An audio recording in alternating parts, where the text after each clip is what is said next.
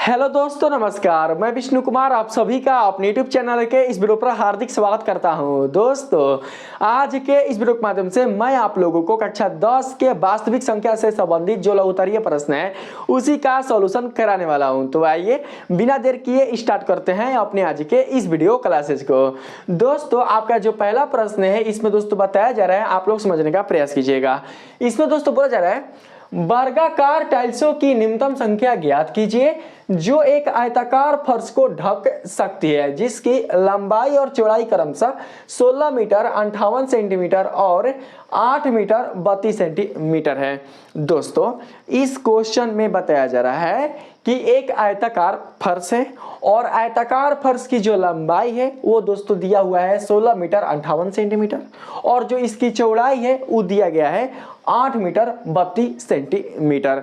दोस्तों, इसे आप लोग ऐसे भी पढ़ सकते हैं, यानी कि 16.58 मीटर या फिर 8.32 मीटर, ऐसे भी पढ़ सकते हैं ना, आप लोग जानते होंगे। तो दोस्तों, इसमें आपको बताना है कि उस आयताकार फर्श को ढकने के लिए न्यूनतम जो वर्गाकार टाइल्सों की संख्याएं होनी चाहिए वो कितनी होनी चाहिए, यही दोस्तों आप लोगों को बताना है। मतलब कि जो आयताकार फर्श है ना उसको वर्गाकार टाइलों से दोस्तों ढकना है। तो वर्गाकार टाइल्सों से ढकने के लिए जो वर्गाकार टाइलें होंगी उन टाइलों की संख्या कितनी होंगी जो कि इस आयताकार फर्श को ढक सकेंगी, उन्हीं की संख्याओं को दोस्तों आपको बताना है, वो भी न्यूनतम मतलब कम से कम। तो दोस्तों, जैसे यहाँ पर कम से कम की बात हो रही है, जैसे यहाँ पर दोस्तों न्यूनतम की बात हो रही है, हम लोग ये समझेंगे कि कहीं ना कहीं इसका जो मान मिलेगा वो दोस्तों हमें एचसीएफ से ही मिलेगा। तो हम लोग क्या करेंगे कि एचसीएफ ही निकालने का प्रयास करेंगे। तो कैसे, आप लोग समझना। सिंपली रूप से क्या करेंगे दोस्तों कि हम लोग यहाँ पर लिख लेंगे, दिया गया है, ठीक है, आयताकार फर्श की लंबाई बराबर 16 मीटर 58 सेंटीमीटर। दोस्तों, इसे आप लोग ऐसे लिख लीजिएगा, ठीक है, इसको चेंज कर दीजिएगा इस तरीके से। देखिए मैं बताता हूँ आप लोगों को, आप लोग इसको कैसे लिखना। मीटर को दोस्तों आप लोग चेंज कर दीजिए सेंटीमीटर में। आप सभी को पता है कि 1 मीटर बराबर होता है कितना सेंटीमीटर, तो 100 सेंटीमीटर। तो यहाँ पर है दोस्तों 16 मीटर, तो कहीं ना कहीं दोस्तों जब हम इसको सेंटीमीटर में कन्वर्ट करेंगे तो यह हो जाएगा 1600 सेंटीमीटर। और इधर है 58 सेंटीमीटर, तो हम लोग क्या करेंगे 1600 में 58 को ऐड कर देंगे। तो यहाँ पर जो टोटल मान मिल जाएगा लंबाई का वो दोस्तों मिल जाएगा सेंटीमीटर में कितना, तो 1658 सेंटीमीटर ना। इस तरीके से ऐसे आप लोग लिख लीजिएगा। चाहे तो दोस्तों आप लोग सीएम भी लिख सकते हैं ना शॉर्ट में। फिर क्या करेंगे, लिखेंगे तथा उसकी चौड़ाई बराबर, चौड़ाई दिया हुआ है 8 मीटर 32 सेंटीमीटर ना। तो हम लोग क्या करेंगे भाई, यहाँ पर मीटर को चेंज कर लेंगे सेंटीमीटर में। तो 8 मीटर का सेंटीमीटर में जो मान होगा वो कितना होगा बाबू, तो 800, और 800 में 32 को ऐड कर लेंगे तो कितना हो जाएगा 832 सेंटीमीटर। ये सब आप लोगों ने 5 क्लास में सीखा होगा ना, कैसे हम लोग कन्वर्ट करते हैं, ठीक है। 832 सेंटीमीटर। अब लिखेंगे ज्ञात करना है वर्गाकार टाइल्सों की न्यूनतम संख्या बराबर वाट। यहाँ पर लिख लेंगे बाबू, क्या लिखेंगे, देखिए, चूंकि आयताकार फर्श को टाइल्सों से ढका जाना है ना, इसी चीज को लिखेंगे, चूंकि आयताकार फर्श को टाइल्सों से ढका जाना है, इसलिए लिख लेंगे आयताकार विमाओं का एचसीएफ होगा ना, क्योंकि हमें एचसीएफ ही निकालना होगा, ठीक ना बाबू। अब दोस्तों हम लोग निकालते हैं आयताकार फर्श का एचसीएफ। दोस्तों आप सभी को पता होगा कि एचसीएफ निकालने के लिए हमारे पास 2 विधि होती है, जिसमें से जो पहला विधि होती है वो होती है विभाजन विधि, जिसको भाग विधि भी कहा जाता है, और जो दूसरी विधि होती है वो होती है आभाज्य गुणनखंड विधि। यानी कि हम लोग विभाजन विधि और आभाज्य गुणनखंड विधि इन दोनों की सहायता से किन्हीं 2 संख्याओं का एचसीएफ ज्ञात कर सकते हैं, ठीक है। तो दोस्तों देखिए, यहाँ पर हम लोग देख लेंगे कि जो 2 संख्या है ना, इन संख्याओं के आधार पर ही देख लेंगे कि इसमें कौन सी विधि हमारे लिए ज्यादा दोस्तों अच्छी होगी, अर्थात सुविधाजनक होगी। तो देखिए यहाँ पर अगर आप लोग 832 या 1658 का आभाज्य गुणनखंड दोस्तों करते हैं तो काफी दोस्तों समय लग सकता है। आप लोग क्या करो कि यहाँ पर दोस्तों जल्दी से आप लोग इसको विभाजन विधि के द्वारा इनका जो एचसीएफ है वो निकालने की कोशिश करो, ठीक है। तो आइए हम लोग वही काम करते हैं। क्या करेंगे भैया, सबसे पहले देखिए हाई आपका तो हो जाएगा ए, यानी ए बराबर हो जाएगा कितना, तो 1658 है। आप बी बराबर हो जाएगा 832, और आप सभी को पता है कि ए को बोलते हैं भाज्य और बी को बोलते हैं भाजक। तो हम लोग भाज्य में भाजक से क्या करेंगे, भाग देंगे। तो देते हैं भाग, देखिए यहाँ पर हो जाएगा 1658, अभाजक में हो जाएगा 832। तो 8 दूनी 1600 होगा बाबू। तो हम लोग क्या करेंगे, यहाँ पर 32 दूनी 64 हो जाएगा। एक बार में लेकर चलो ना, एक बार में यहाँ पर तो हो जाएगा 832। घटा दीजिए, 8 में से 2 जाएगा होगा 6, 5 में से 3 जाएगा हो जाएगा 2, और 16 में से 8 जाएगा कितना हो जाएगा तो 8, 826। अब क्या करते हैं फिर दोस्तों हम लोग लेकर चलते हैं, कुछ भी नहीं लगाना है, यूक्लिड विभाजन प्रमेय या फिर यूक्लिड विभाजन एल्गोरिथम कुछ भी दोस्तों आप लोगों को लिखना या लगाना नहीं है। हमें यहाँ पर दोस्तों क्या करना है कि केवल एचसीएफ निकालना है अपनी सुविधा के अनुसार। ऐसा कुछ भी दोस्तों क्वेश्चन में नहीं कहा गया है कि इसका जो एचसीएफ है वो ज्ञात करना है यूक्लिड विभाजन एल्गोरिथम से। तो इसलिए कोई भी दोस्तों आप लोग ऐसा ज्यादा तुलता वाला काम मत करना, क्योंकि दोस्तों ये कम नंबर का आएगा और आपको उतना ही दोस्तों क्या करना है कि बहुत ही कम समय में इसको दोस्तों आपको करके इसका जो आंसर है आप लोगों को लाना है। ठीक है, देखिए यहाँ पर हो जाएगा 832, तो हमने यहाँ पर 832 उतार लिया। एक बार में जाएगा तो हम लोग यहाँ पर एक बार में ले लेते हैं 826। ठीक है, घटाएंगे 12 में से 6 जाएगा तो कितना बचेगा 6, अब बाकी सब कितना हो जाएगा तो 0 0 हो जाएगा। ठीक है, फिर यहाँ पर हो जाएगा दोस्तों क्या चीज तो 6 हो, और यहाँ पर हो जाएगा 826 826। ठीक है, कहीं पर कुछ गलती तो नहीं है ना, ध्यान से देख लीजिए। 8 में से 2 जाएगा 6, 5 में से 3 गया 2, 16 में से 8 गया 8, 826 832 हो गया था एक बार में। अब बाकी दोस्तों 26 4 30 2 32 सही है। यहाँ पर लेकर चलते हैं, एक बार में लेकर चलिए तो हो जाएगा 8, 8 में 6 जाएगा तो कितना बचेगा तो 2। ठीक है, दोनों को उतार दीजिए, एक उतारिए 2। ठीक है, तो 22 हो गया, 6 चौके 24 ना, तो हो जाएगा 6 18। तो यहाँ पर बाबू आप लोग उतार लो 18। ठीक है, 22 में से 18 घटाओ कितना बचेगा तो 4, 18 4 22। ठीक है, अब फिर इस 6 को आप लोग उतार लीजिए तो कितना हो गया 46 है, 7 छक्के 42 है। तो हम लोग क्या करेंगे यहाँ पर 6 ले लेंगे तो 7 छक्के हो जाएगा यहाँ पर 42। ठीक है, घटाएंगे तो कितना बचेगा भाई तो 6 में से 2 जाएगा तो हो जाएगा यहाँ पर 4 ना। अब देखिए यहाँ पर तो जगह नहीं है, तो मैं क्या करता हूँ दोस्तों इधर करके मैं दिखा देता हूँ आप लोगों को। देखिए इधर कर देता हूँ, हो सकता है इधर करता हूँ, देखिएगा ध्यान से। अब हम लोग 4 से लेंगे, 4 लेंगे, 4 यहाँ पर ये जो सेसफल 4 है इसको हम लोग यहाँ पर ले लिए, और फिर हम लोग क्या करेंगे कि दोस्तों हाई वाला लेंगे। कौन है भाई तो हाई 6 है ना, तो हाँ इसी को लेंगे, इसी को लेंगे 6। इसको हम लोग ऐसे कर लेंगे। ठीक है, 4 एकम भाई कितना होगा तो 4, 6 में से 4 जाएगा कितना बचेगा 2। फिर ले लेंगे बाबू ना, ये 4 हो गया ना, आधु दूनी के 4, लो कंप्लीट कितना हो गया 0। यानी कि आप लिख सकते हैं दोस्तों इस तरीके से, इसलिए HCF किसका किसका तो 1658 अकोमा में कितना भैया 832 इक्वल टू कितना हो जाएगा मालिक तो 2। तो यहाँ पर लिख लेंगे हम लोग 2। मतलब हमने जो HCF है वो निकाल लिया किसका तो 1658 और 832 का कितना प्राप्त हुआ तो 2 प्राप्त हुआ। ठीक है, तो दोस्तों जो यहाँ पर आप 2 देख रहे हैं ना, ये जो 2 है यही दोस्तों वर्गाकार टाइल्स की लंबाई है, अर्थात तो बोल सकते हैं कि वर्गाकार टाइल्स की जो भुजा की माप है वो है 2, जिसको आप लोग सेंटीमीटर में दोस्तों बोल सकते हैं, क्योंकि हमने यहाँ पर जो मान निकाला है वो दोस्तों सेंटीमीटर की सहायता से निकाला है। तो यहाँ पर जो भुजा की माप होगी वो भी कितनी होगी तो 2 सेंटीमीटर ही होगी। ठीक है, इस चीज को आप लोग लेकर चलना। तो हम लोग क्या करते हैं यहाँ पर लिख लेंगे, चूंकि वर्गाकार टाइल्स की प्रत्येक भुजा बराबर 2 सेंटीमीटर, इसलिए लिखेंगे वर्गाकार टाइल्सों की न्यूनतम संख्या बराबर, देखो बाबू क्या होगा, क्या लिखेंगे भैया, देखो ऊपर में हम लोग लिखेंगे, देखिए जो ऊपर आप देख रहे हो ना, तो ऊपर में लिखेंगे आयताकार फर्श का क्षेत्रफल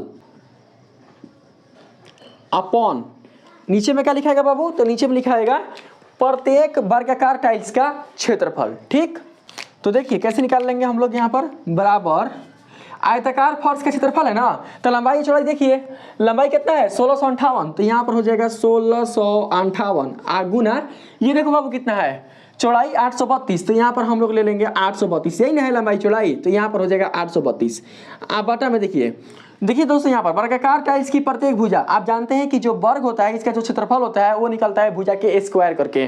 तो जब एक भुजा है 2 सेंटीमीटर तो इसका क्षेत्रफल कैसे निकलेगा भुजा गुणे भुजा, तो आप लोग यहाँ पर 2 गुणे 2 कर देना, 2 गुणे 2। ठीक है, आप कोष्ट ऐसे बंद कर देना, कोष्ट ऐसे बंद कर देना।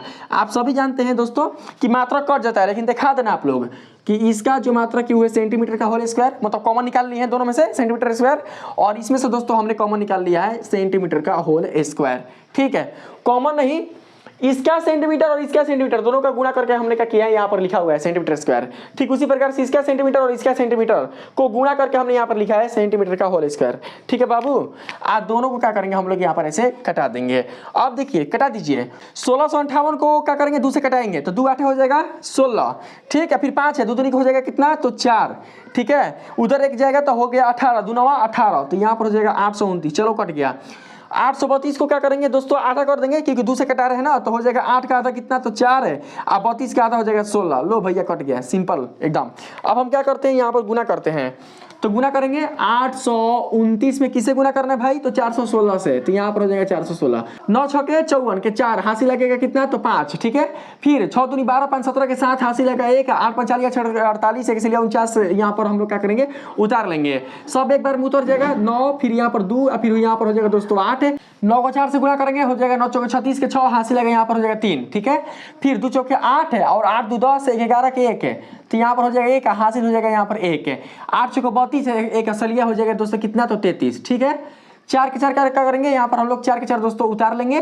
और 9 औसत कितना होगा, 16 के 6 हासिल हो जाएगा यहाँ पर 1, 6 2 8 8 दूनी 16 17 इसलिए 18 के हो जाएगा यहाँ पर 8 हासिल लगेगा 1, 8 1 9 9 4 13 इसलिए 14 के 4 हासिल लगेगा कितना, तो 1 3 इसलिए हो जाएगा 4 और यहाँ पर हो जाएगा 3। तो दोस्तों इतना ही कुछ निकल रहा है। तो आप लोग क्या करना है, यहाँ पर दोस्तों लिख लेना कितना भैया, 34,000 कितना है, 34,000 है, 3,44,864 है, 3,44,864 टाइल्स है, ठीक है। और यही दोस्तों आपका हो जाएगा आंसर।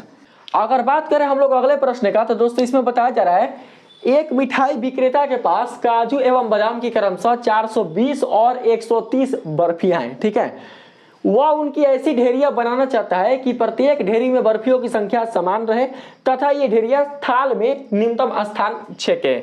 प्रत्येक ढेरी में इस तरह कितनी बर्फियां रखी जा सकती हैं, यही आपको बतानी है। तो दोस्तों सिंपल से क्या करना है, यहाँ पर दोस्तों हम लोगों को काजू एवं बादाम की बर्फियों का एचसीएफ निकालना है। यदि दोस्तों हम लोग एचसीएफ निकाल लेते हैं तो इस तरीके से बता सकते हैं दोस्तों कि हम लोग प्रत्येक ढेरी में कितनी बर्फियों को रख सकते हैं, ठीक है। तो सबसे पहले क्या कर सकते हैं, यहाँ पर लिखेंगे, दिया गया है काजू वाले बर्फियों की संख्या बराबर 420 तथा बादाम वाले बर्फियों की संख्या बराबर 130। ज्ञात करना है प्रत्येक ढेरी में न्यूनतम बर्फियों की संख्या, यही दोस्तों ज्ञात करना है ना।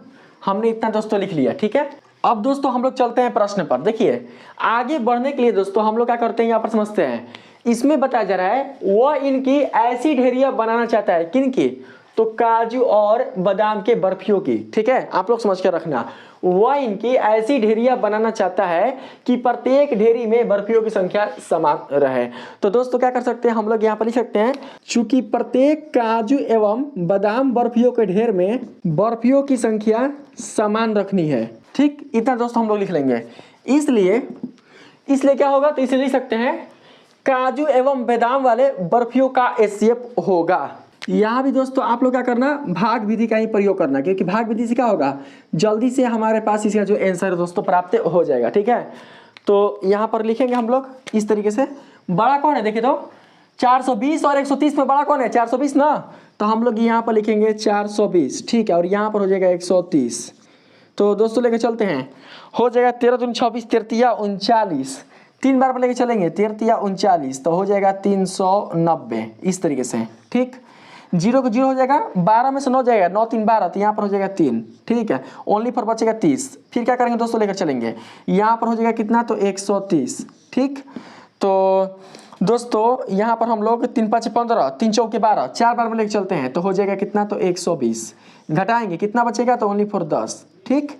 और फिर क्या करेंगे, यहाँ पर उतार लेंगे 30 और 10 दिए कितना हो जाएगा, तो दोस्तों हो जाएगा 30 और इस तरीके से हो जाएगा यह 0, ठीक है। हो सकता है दोस्तों आप लोग को नीचे ना दिखाई दे, तो हम यहाँ पर लिखते हैं, इसलिए HCF किसका, तो 420 130 का बराबर कितना है, तो दोस्तों 10 है। तो यहाँ पर हम लोग 10 लिख लेंगे, ठीक है।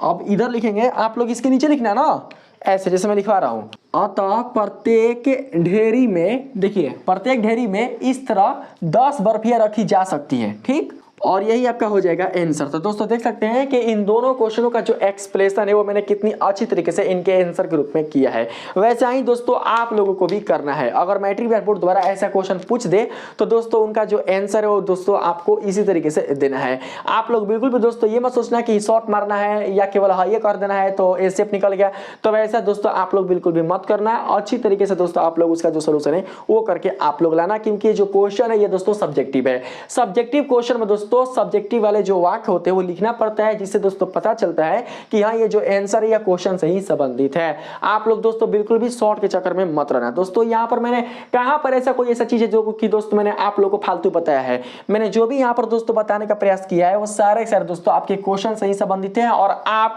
इनके आंसर को पढ़कर बिल्कुल अच्छी तरीके से समझ पाएंगे कि आखिर ये जो क्वेश्चन है वो क्या कर रहा है। अर्थात दोस्तों यदि आप इस एक्सप्रेशन को एक बार देख लीजिएगा तो दोस्तों आपको खुद ही समझ में आ जाएगा कि क्वेश्चन में क्या बताया जा रहा है, और साथ ही दोस्तों इनका जो सॉल्यूशन है वो आप कभी भूल नहीं सकते हैं।